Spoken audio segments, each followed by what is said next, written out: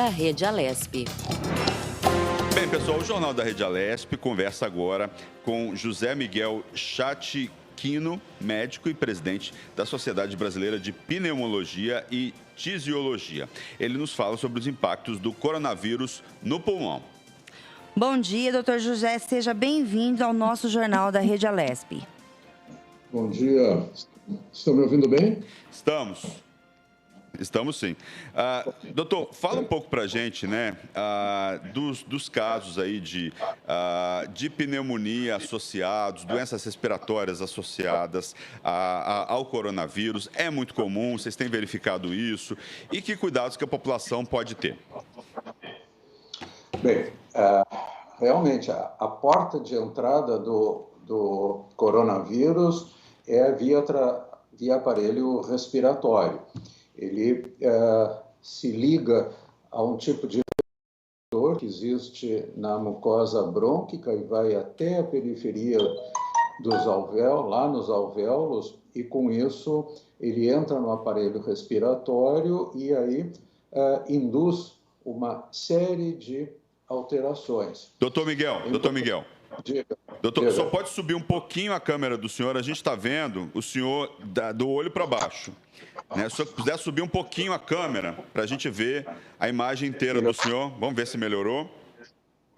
Melhorou? O senhor estava falando disso. Agora ficou bom. Agora, isso aí, doutor. Isso aí. Agora, pode continuar o que o senhor estava falando? Desculpe interromper o senhor aí, durante a fala. A gente estava falando do pulmão como porta de entrada, né? Isso. E é importante que a gente tenha bem claro que o vírus é diferente de uma bactéria, de um fungo, de qualquer outro ser vivo. O vírus é apenas uma proteína recoberta por uma camada de gordura. Ele precisa, então, entrar numa célula do aparelho, seja qual for, para que possa... deixa eu só desligar aqui. Então, ele tem que entrar numa célula para poder se multiplicar e induzir uma série de situações, inclusive a sua própria multiplicação. Isso é importante, porque, por isso, os antibióticos e antifúngicos e outros medicamentos que normalmente se tem não funcionam. Vai funcionar em um determinado momento quando nós tivermos, então, uma vacina. A tua pergunta era também o que acontece no aparelho respiratório.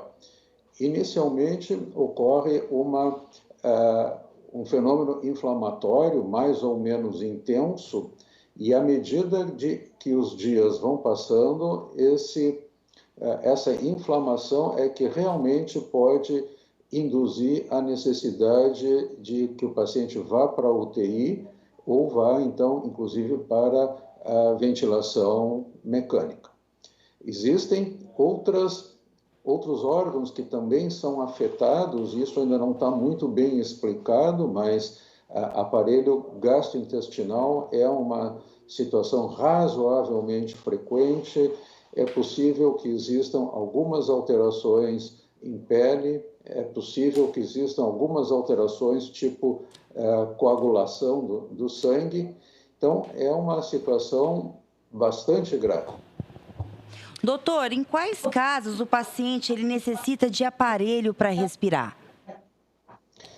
Quando a inflamação que eu comentei for muito intensa, há uma exudação de líquido para dentro da via respiratória, especialmente mais periférica, lá nos alvéolos. Então, o ar que está entrando já com dificuldade não consegue passar para o sangue e levar o oxigênio, então, ao resto do organismo. Então, esse é realmente o grande problema. O uso de medicações anti-inflamatórias, tipo cortisona, corticoides, seus derivados, num primeiro momento era usado em situações muito graves como essas.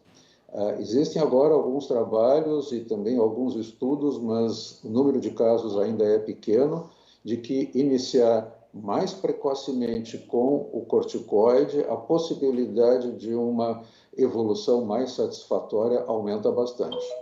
E esse Covid-19, ele pode provocar alguma sequela no pulmão? Pois é, isso ainda não se sabe.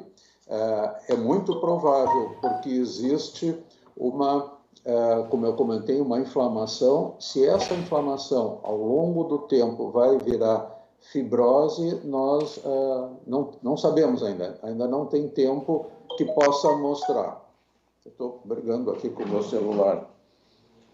Fica tranquilo, doutor. Enquanto só vê aí o celular, uma pergunta que muita gente fala, a gente está no momento ainda, o vírus tá chegando, já chegou em muitos locais. Muita gente se pergunta, muita gente fala que a pessoa que está com coronavírus não sente cheiro, não sente gosto. Isso faz sentido, doutor? Ou isso é achismo, é fake news? O que o senhor tem a falar sobre isso? Não, isso é bem real. Isso é bem real. Esse é em número ainda não bem determinado de casos, parece que em torno de 30% a 40%, o sinal de apresentação, antes mesmo de aparecerem tosse, falta de ar, produção de secreção, de escarro, febre. Às vezes pode começar, em torno de 1/3 dos casos, começar com anosmia, que é a dificuldade de sentir aromas, cheiros.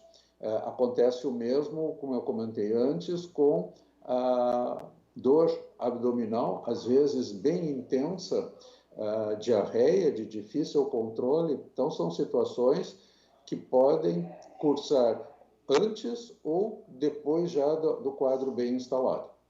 Não é lenda, não é fake, é verdade. Doutor, e essa questão da vitamina D?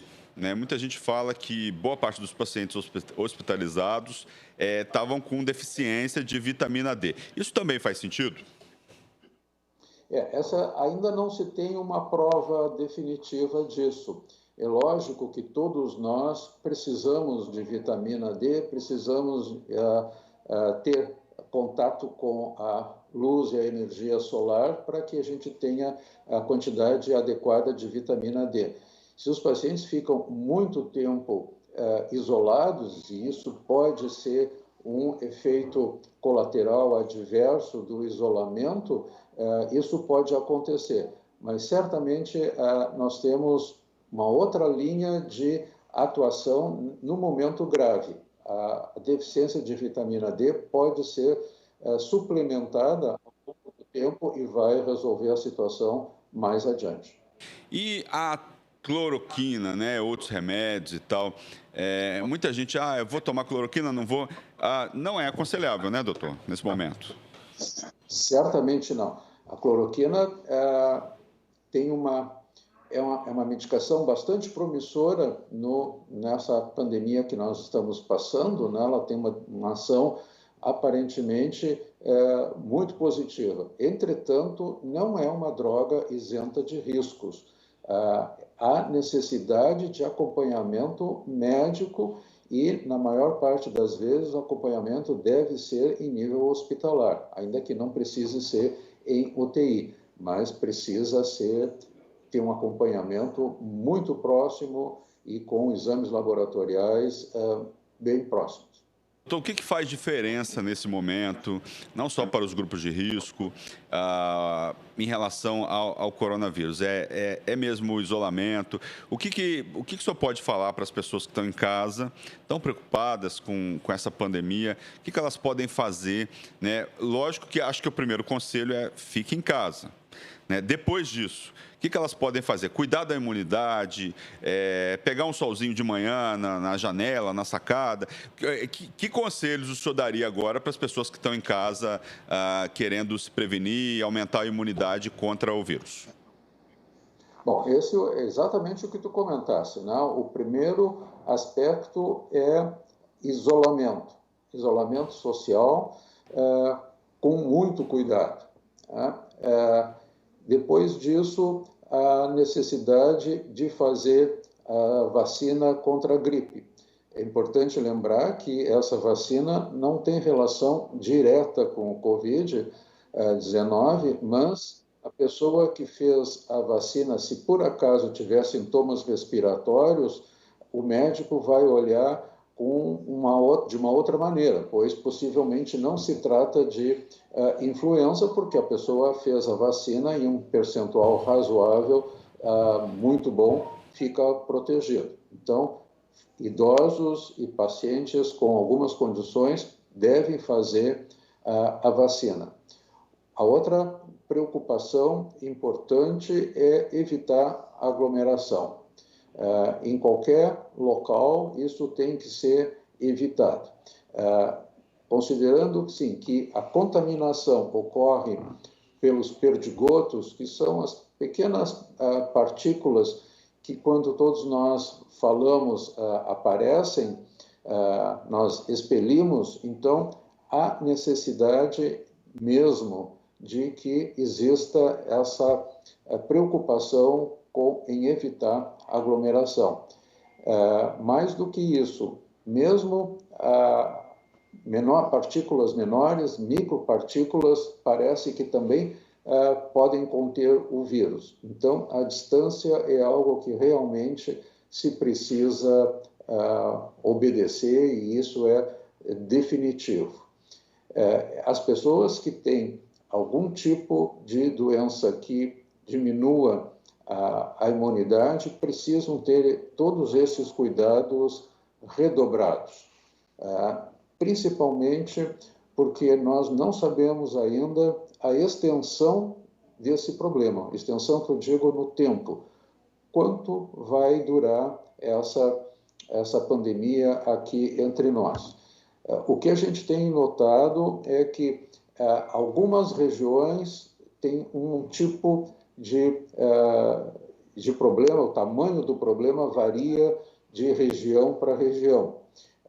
O que se tem nesse momento, hoje, no dia 8 de abril, é que o problema é maior em São Paulo, Rio de Janeiro, Ceará, Distrito Federal e Amazonas. Ainda não se tem muito claro se as outras cidades ou os outros estados fizeram um isolamento mais efetivo e, por isso, a curva de ascensão do problema é menos íngreme, ou realmente existe algum outro fator ainda não identificado. Como vocês podem perceber, existe ainda muita coisa que se precisa aprender sobre a Covid-19 e o seu agente causador. Na realidade, nós temos 3 meses, algo por aí, de conhecimento dessa doença e desse novo vírus. Daí até o nome, né? Novo coronavírus. Então, é tudo muito, muito precoce para que a gente tenha respostas definitivas. Nós temos indícios promissores, algumas situações mais preocupantes, mas o caminho ainda é bastante longo. Tá certo. Eu gostaria de agradecer a presença aqui do Dr. José Miguel Chatiquino, que é médico e presidente da Sociedade Brasileira de Pneumologia e Tisiologia. Muito obrigado pela entrevista e até uma próxima oportunidade, doutor. Eu que agradeço, estou à disposição de vocês. Um abraço. Um abraço, doutor. Bom dia.